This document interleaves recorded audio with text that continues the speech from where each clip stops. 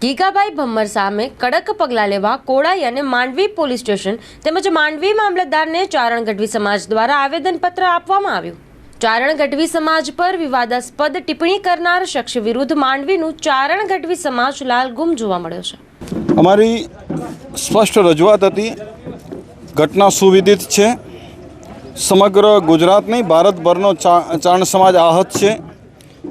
યુવાનોથી કરી આબાલ વૃદ્ધ સુધી કહી શકાય જબરદસ્ત આક્રોશ છે। અમે જે તે વખતે રાતે અમારા યુવાનોએ અમારા આગેવાનોએ જે આજે પણ દેવરાજભાઈ રાણસીભાઈ ખેરાજભાઈ તમારા સમસ્ત બધા આગેવાનો અહીં ઉપસ્થિત છે। એ લોકોએ જે તે વખતે પણ ફરિયાદ આપી હતી અને ફરિયાદ લઈ લેવી જોઈએ। અમે માનીએ છીએ, હું પોલીસ ખાતામાં આવ્યો છું કે કોઈ પણ ફરિયાદ હોય ફરિયાદ તાત્કાલિક લઈ લેવી જોઈએ। ફરિયાદમાં તથ્ય શું છે એના માટે ઘણી બધી બીજી પ્રોસિજરો CRPCમાં છે, પોલીસ પાસે ખુલ્લું છે। 3 દિવસથી અમારી ફરિયાદ લેવામાં ના આવી ત્યારે આ બધાય આગેવાનોએ આક્રોશ સાથે અમે આવ્યા છીએ કે અમારી ફરિયાદ શા માટે, અમારો અહીંયાથી 40,000નો સમાજ છે અને અમારી ફરિયાદ કાયદેસરની ફરિયાદ ન લેવામાં આવે તો આજે અમે પોલીસ સ્ટેશને ગયા હતા, મામલતદાર કચેરીએ ગયા હતા। એ લોકોએ હજુ 2 દિવસ કે આ ક્રાઇમ સાયબરમાં નોંધવી ફરિયાદ કે આ પોલીસ સ્ટેશનમાં નોંધવી એ બાબતની વિધિઓમાં પોલીસ છે તો કે અમે ઉચ્ચ અધિકારીઓ સાથે ચર્ચા કરી અને 2 દિવસમાં ફરિયાદ આપશું, ફરિયાદ લઈ લઈશું। આમ વાત વ્યાજબી નથી, જે ગળે ઉતરે એવી નથી, છતાં પણ કોઈ ઉતાવળ કરવી નથી આજની તો કાલ, પણ જો પરમ દિવસે ફરિયાદ નહીં લઈ આવે તો અમે આગળના પગલાં લેશું એવી અમારી રણનીતિ છે। આ સિલેક્ટિવ મેટર માટે જ અમને વાંધો છે કે જ્યાં નોંધવી છે તો ત્યાં એક દિવસમાં 35, 40 ફરિયાદો નોંધાઈ આવે છે, 2, 4 નોંધવી જોઈએ। અમારે એ નોંધી શા માટે એ વાતનો નથી, પણ અમારી શા માટે નથી લેવામાં આવતી એ અમારો પ્રશ્ન છે। તો અમારી ફરિયાદ લેવી જોઈએ। હું માનું છું કે તાત્કાલિક લેવી જોઈતી હતી। હજુ એ સમય આપ્યો છે, આજે જે સમય આપ્યો છે એ જ પણ વ્યાજબી નથી, પણ અમે માનીએ છીએ કે ચલો 2 દિવસમાં ફરિયાદ તો લેશે। એ તો પોલીસને ખબર, બાકી ફરિયાદ તો લેવી પડે। ન લેવાનું કારણ પ્રેશર જ હોઈ શકે, બીજું શું છે। તો રણનીતિ હવે પરમ દિવસે ફરિયાદ શું લે પછી જોઈએ। અમે તો રાજા રજવાડા જ્યારે હતું, જ્યારે લોકશાહી નહોતું ત્યારે પણ લોકોને નમાવ્યા છે, તો આમાં તો કાંઈ એવું છે નહીં કે અમારી ફરિયાદ નહીં લેવામાં આવે। આજરોજ માંડવી તાલુકાના ચારણોની વસ્તીવાળા સમગ્ર જે વસ્તી છે એમાં દરેક આગેવાનો અને કાર્યકરો ભાઈઓ મળી અમે સર્વપ્રથમ કોડાઈ, જે કોડાઈ પોલીસ સ્ટેશનની હદમાં ચારણોના ગામો આવે છે એ વતી અમે એવી રજૂઆત કરેલ કે ભાઈ ચારણ સમાજ એક કાયદામાં માનનારો છે, સુશિક્ષિત છે, એટલે અમે કાયદાને માન આપી અને કાયદેસર કરાવવા માગીએ છીએ। જે કાયદાકીય પ્રોવિઝન છે એના આધારે અમારી FIR થવી જોઈએ એવી અમે માગણી કરવા માટે આજે કોડાઈ પોલીસ સ્ટેશન અને મામલતદાર સાહેબશ્રીને મળ્યા, ત્યારબાદ માંડવી પોલીસ સ્ટેશનમાં મળ્યા। અમે 2 દિવસ પહેલાં આપ સૌ સુવિદિત છો કે તળાજા મુકામે જે ગીગા ભમ્મર નામના વ્યક્તિએ ચારણ સમાજ વિશે તેમજ આઈમાઓ વિશે જે અભદ્ર ટિપ્પણી કરેલ છે અને કાયદેસર ગુનો કરેલ છે, જે ગુનો કરે એના સામે FIR થવી જોઈએ। એ નિયમ છે, એ નિયમને વળગી અમે કાયદેસરની કાર્યવાહી કરાવવા માટે અત્રે આટલા બધા સંખ્યામાં ઉપલબ્ધ થયા છીએ। માંડવી પોલીસ સ્ટેશનમાં પણ રજૂઆત કરી। માંડવી પોલીસ સ્ટેશન તરફથી અમને 2 દિવસ માટે એનું સમય આપવામાં આવ્યો છે। 2 દિવસ સુધી હજી પણ બધા ભાઈઓને વિનંતી કરીએ છીએ કે 2 દિવસ સુધી રાહ જોઈએ, ત્યાર પછી જો FIR નહીં થાય તો આગળની રણનીતિ અમે ઘડશું। પણ મીડિયાના માધ્યમથી એટલું કહેવા માગીએ છીએ કે આ બનાવમાં FIR થશે અને થશે જ। કોઈ પણ સંજોગોમાં FIR નહીં થાય તો ચલાવી લેવામાં નહીં આવે, એટલે સમગ્ર સમાજ વતી અમારી સરકાર પાસે માગણી છે। અમારી લડત કોઈ સમાજ સાથે નથી, ફક્ત વ્યક્તિ, જે વ્યક્તિએ બોલ્યો છે એ વ્યક્તિ સામે છે। માયાભાઈની ફરજ હતી, માયાભાઈએ જે કર્યું એને અમે સમજ વધાવીએ છીએ।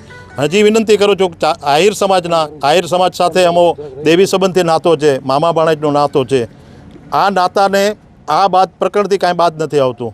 ફક્ત જે વ્યક્તિએ ગુનો કર્યો છે તો એનામાં વિરુદ્ધમાં કાર્યવાહી થવા માટે આહિર સમાજના ઘણા આગેવાનોએ અમને કીધું છે કે ભાઈ આ કાર્યવાહી કરો, અમે સાથે રહીશું અને અમે એની ખેલદિલીને વધાવીએ છીએ અને કરવું જ જોઈએ। જ્યારે ભૂતકાળમાં પણ જ્યારે આવા બનાવો બન્યા છે ત્યારે તમામ સમાજે સાથે મળી અને જે ગુનો કર્યો છે એને સામે કાર્યવાહી થવી જોઈએ। અમારી ફક્ત એટલી જ માગણી છે, ગુનેગાર કોઈ પણ હિસાબે બચવો ન જોઈએ, એના સામે કાયદેસરની કાર્યવાહી થવી જોઈએ, એટલી અમારી માગણી છે। બધા આગેવાનોએ ફોન કરી અને રૂબરૂ આવવા માટે પણ કીધેલું, પણ અમોએ કીધું કે જ્યાં સુધી શાંતિથી કાર્યવાહી થશે ત્યાં સુધી અમે બહુ લાંબુ કરવા માગતા નથી, પણ જો નહીં થાય તો ત્યાર પછીની આગળની રણનીતિ ઘડવામાં આવશે। આઈમાં છે એ તો અમારા પૂજનીય છે અને 18 વર્ણ આ આઈમાને પૂજે છે, એટલે અમારો આસ્થાનો પ્રતીક છે. બીજા જે હોય તે, પણ અમારી આઈમાં પર જો કોઈ આવી રીતે બોલે તો અમે એનો ક્યારે પણ સાંખી લેશું નહીં. અત્યારે અમે પોલીસને પણ મળેલા છીએ, મામલતદારશ્રીને મળેલા છીએ કે આના ઉપર એક્શન લેવામાં આવે. જો કદાચ એક્શન લેવામાં નહીં આવે 2 દિવસ તો અમારે જે પણ જે કોઈ ઉગ્ર લડત કરવી પડશે એ અમે તમારા માધ્યમથી આ લોકોને સૂચના આપીએ છીએ કે અમે લડત કરશું અને અમારી એ નોંધ લેવી પડશે એને ફરિયાદ લેવી પડશે. 100% જ આવવું જોઈએ એને, કારણ કે જેણે ગુનો કર્યો છે અને લાગણી અમારી અહીંયા ડૂબાણી છે તો આ જ પોલીસ સ્ટેશનમાં આ જ વિસ્તારમાં એની ફરિયાદ નોંધાવી જોઈએ અને એને અહીંયા પકડીને અહીંયા જ એ લોકોને અહીંયા ધરપકડ થવી જોઈએ અને એના ઉપર કાર્યવાહી થવી જોઈએ, એવી અમારી અહીંયાની માંગણી છે. જય માતાજી.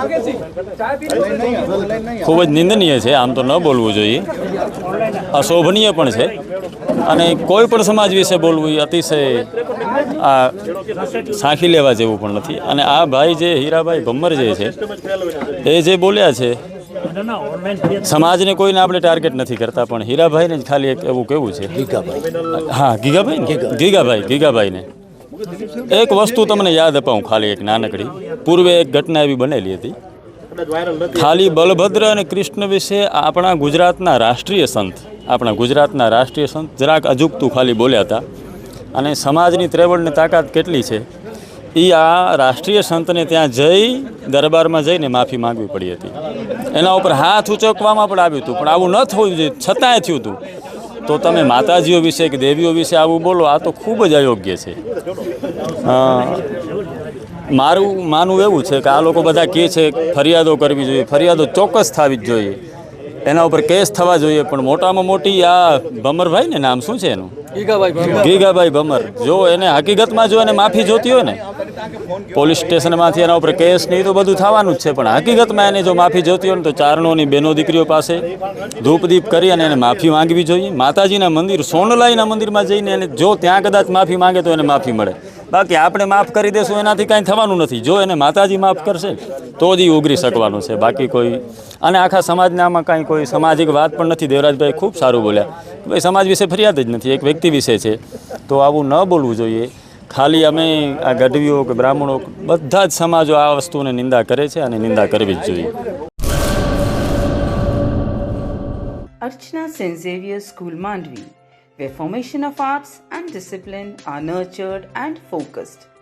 Behind every good school is a great principal. Here comes our principal, Sister Smini Thomas. Teachers of Archana are like a candle illuminating the future of students. Our school integrates arts, science, culture, history, language and character building such as yoga, karate, dance, music, etc. into our academic curriculum. Nursery kids, the tiny miracles with boundless joys. Learn, enjoy, achieve. Archana St. Xavier School Mandvi Kutch introduces commerce stream for class 11th from the academic year 2024-25 with well-furnished classroom and computer lab. Admissions open for 2024-25 for nursery, KG, standard 1st and 11th. Confirm the seat soon. First come, first served. There is an extension of our school, Asha Kiran School, for differently abled children.